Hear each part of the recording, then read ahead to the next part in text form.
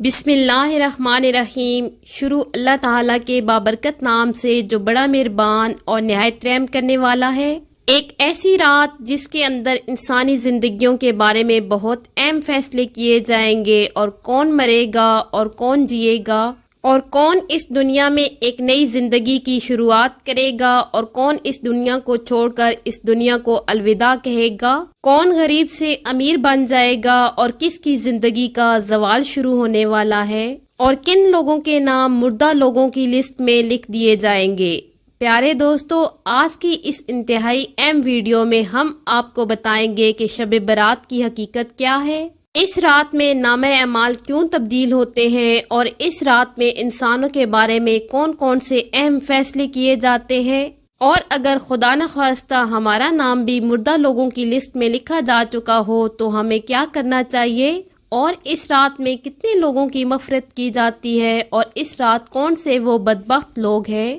جن کی مغفرت نہیں کی جاتی، اور حضور صلی اللہ علیہ وآلہ وسلم نے اس رات کو کون کون سے عمل کرنے کا ارشاد فرمایا۔ ایک مسلمان ہونے کی حیثیت سے ہمیں شب برات کو کس طرح گزارنا چاہیے۔ تو پیارے دوستو، ان تمام تر سوالات کے جوابات قرآن و حدیث کی روشنی میں آج کی اس ویڈیو میں ہم آپ کو بتائیں گے، لہٰذا آپ سے گزارش ہے ہماری اس ویڈیو کو آخر تک ضرور دیکھیے گا۔ پیارے دوستو، شعبان المعظم کی 15ویں رات کو شب برات کہا جاتا ہے۔ شب سے مراد ہے رات، اور برات کے معنی ہے بری ہونا، کیونکہ اس رات کو مسلمان توبہ کر کے اور اللہ تعالیٰ کی بارگاہ میں اپنے گناہوں کی معافی طلب کرتے ہیں، اور اللہ تعالیٰ کی بارگاہ میں اپنے گناہوں کو چھوڑنے کا عہد کرتے ہیں، تو اللہ تعالیٰ اپنی رحمت کے صدقے بے شمار مسلمانوں کو جہنم سے نجات دیتا ہے، اسی لیے اس رات کو شب برات کہتے ہیں۔ حضرت عطار بن یسار رضی اللہ تعالیٰ عنہ بیان فرماتے ہیں کہ لیلۃ القدر کے بعد شعبان کی 15ویں رات سب سے افضل رات ہے۔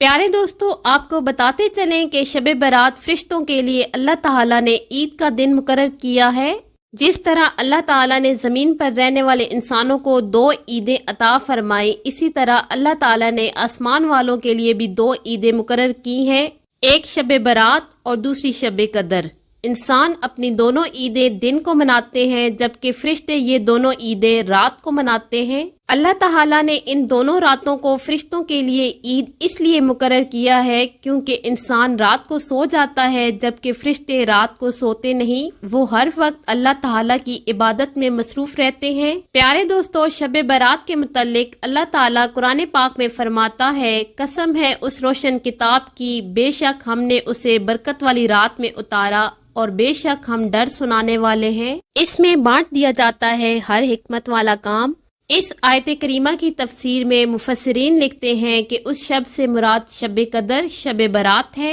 اور حضرت اکرمہ رضی اللہ تعالی عنہ اور دیگر مفسرین بیان کرتے ہیں کہ لیلۃ المبارکہ سے مراد شب برات ہے۔ پیارے دوستو، اس رات کے اندر ان تمام لوگوں کی فہرست تیار کی جاتی ہے جو اس دنیا کے اندر زندہ رہنے والے ہوں گے، اور جو اس سال کے اندر مرنے والے ہوں گے، اور جو حج کرنے والے ہوں گے۔ ان تمام لوگوں کے نام اس فہرست کے اندر لکھے جاتے ہیں، اور اس فہرست میں درج ہونے والے ہر حکم کی تعمیل میں ذرا برابر بھی کمی نہیں کی جاتی ہے۔ حضرت عائشہ صدیقہ رضی اللہ تعالی عنہا بیان فرماتی ہیں کہ رسول اللہ صلی اللہ علیہ وآلہ وسلم نے ارشاد فرمایا، کیا تم جانتی ہو کہ شعبان کی 15ویں شب میں کیا ہوتا ہے؟ حضرت عائشہ صدیقہ رضی اللہ تعالی عنہا نے عرض کی کہ یا رسول اللہ صلی اللہ علیہ وآلہ وسلم، آپ بھی ارشاد فرما دیجئے۔ تو نبی کریم صلی اللہ علیہ وآلہ وسلم نے ارشاد فرمایا کہ آئندہ سال میں جتنے بھی پیدا ہونے والے ہوتے ہیں وہ اس رات میں لکھ دیے جاتے ہیں، اور جتنے لوگ آئندہ سال میں مرنے والے ہوتے ہیں وہ بھی اس رات میں لکھ دیے جاتے ہیں، اور اس رات میں لوگوں کا رزق مقرر کیا جاتا ہے اور رزق اتارا جاتا ہے۔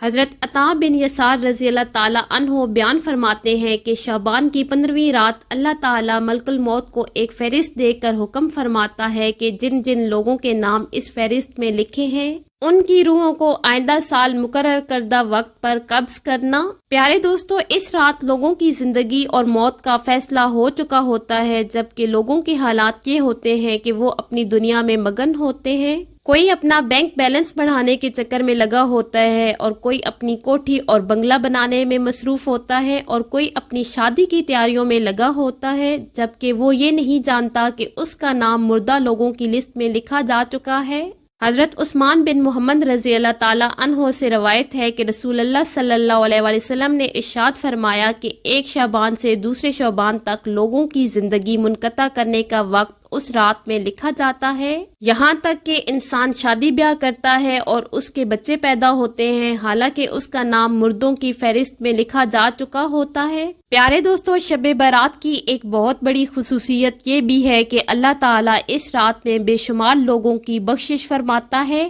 حضرت عائشہ صدیقہ رضی اللہ تعالی عنہا بیان فرماتی ہیں کہ ایک رات میں نے حضور اکرم صلی اللہ علیہ وآلہ وسلم کو اپنے پاس نہ پایا تو میں آپ صلی اللہ علیہ وآلہ وسلم کی تلاش میں نکلی۔ میں نے دیکھا کہ حضور پاک صلی اللہ علیہ وآلہ وسلم جنت البقیع میں تشریف فرما ہیں، اور آپ صلی اللہ علیہ وآلہ وسلم نے مجھے دیکھ کر فرمایا کہ کیا تمہیں یہ خوف ہے کہ اللہ تعالیٰ اور اس کے رسول تمہارے ساتھ زیادتی کریں گے؟ میں نے عرض کیا، یا رسول اللہ صلی اللہ علیہ وآلہ وسلم، مجھے یہ خیال ہوا کہ شاید آپ کسی دوسری اہلیہ کے پاس تشریف لے گئے ہیں۔ تو حضور پاک صلی اللہ علیہ وآلہ وسلم نے ارشاد فرمایا، بے شک اللہ تعالیٰ شعبان کی 15ویں شب آسمانی دنیا پر اپنی شان کے مطابق جلوہ گر ہوتا ہے، اور قبیلہ بنو کلب کی بکریوں کے بالوں سے بھی زیادہ لوگوں کی مغفرت فرماتا ہے۔ حضرت ابو بکر صدیق رضی اللہ تعالی عنہ روایت کرتے ہیں کہ رسول پاک صلی اللہ علیہ وآلہ وسلم نے ارشاد فرمایا کہ شعبان کی 15ویں شب اللہ تعالیٰ آسمان پر اپنی شان کے مطابق جلوہ گر ہوتا ہے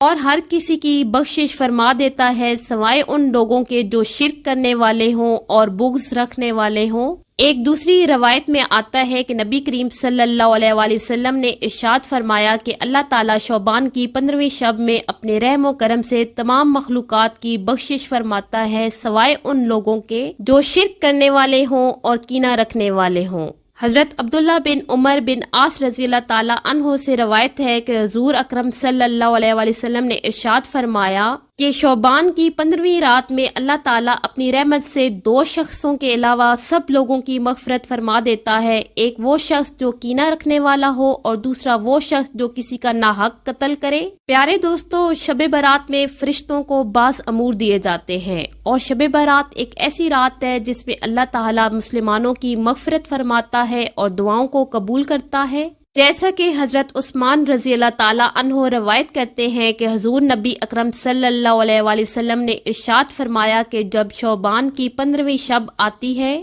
تو اللہ تعالیٰ کی طرف سے یہ اعلان ہوتا ہے کوئی مغفرت طلب کرنے والا کہ اس کے گناہ بخش دوں، ہے کوئی معافی مانگنے والا کہ آج اسے معاف کر دوں۔ اس وقت اللہ تعالیٰ سے جو مانگا جائے وہ ملتا ہے، وہ سب کی دعا قبول کرتا ہے سوائے بدکار عورت اور مشرک شخص کے۔ حضرت علی رضی اللہ تعالی عنہ سے روایت ہے کہ غیب کا بتانے والے آقا و مولا حضرت محمد مصطفیٰ صلی اللہ علیہ وآلہ وسلم نے ارشاد فرمایا کہ جب شعبان کی 15ویں رات آتی ہے تو اس رات کو قیام کرو اور دن کو روزہ رکھو، اور غروب آفتاب کے وقت سے اللہ تعالیٰ کی رحمت آسمانی دنیا پر نازل ہو جاتی ہے، اور اللہ تعالیٰ ارشاد فرماتا ہے کوئی مغفرت طلب کرنے والا میں اس کو بخش دوں، ہے کوئی رزق مانگنے والا میں اس کو رزق دوں، ہے کوئی مصیبت زدہ کہ میں اسے مصیبت سے نجات دوں۔ یہ اعلان طلوع فجر تک اللہ تعالیٰ کی طرف سے ہوتا رہتا ہے۔ پیارے دوستو، حضور اکرم صلی اللہ علیہ وآلہ وسلم نے ارشاد فرمایا کہ شعبان میرا مہینہ ہے اور رمضان اللہ تعالیٰ کا۔ پیارے دوستو، روایات میں آتا ہے کہ حضور اکرم صلی اللہ علیہ وآلہ وسلم ماہ رمضان کے علاوہ شعبان المکرم میں سب سے زیادہ روزے رکھا کرتے تھے اور اللہ تعالیٰ کی عبادت کے لیے کمر بستہ ہو جاتے،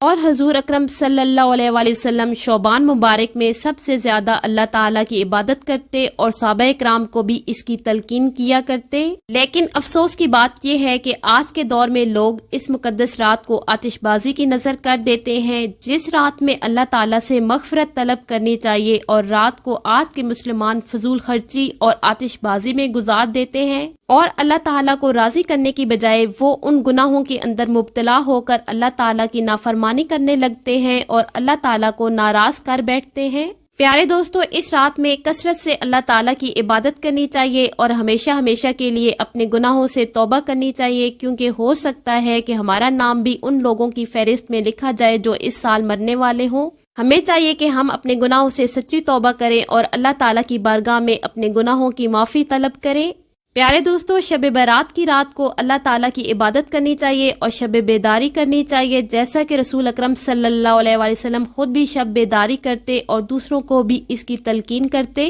اور اللہ تعالیٰ کی عبادت کرنے کا حکم ارشاد فرماتے۔ اللہ تعالیٰ سے دعا ہے کہ ہمیں حضور پاک صلی اللہ علیہ وآلہ وسلم کے بتائے ہوئے راستے پر چلنے کی توفیق عطا فرمائے اور حضور صلی اللہ علیہ وآلہ وسلم کی محبت کے اندر ہمیں جینا مرنا نصیب فرمائے، اور اس رات کے صدقے اللہ تعالیٰ ہماری اور تمام مسلمانوں کی مغفرت فرمائے اور ہمیں نیک اعمال کرنے کی توفیق عطا فرمائے۔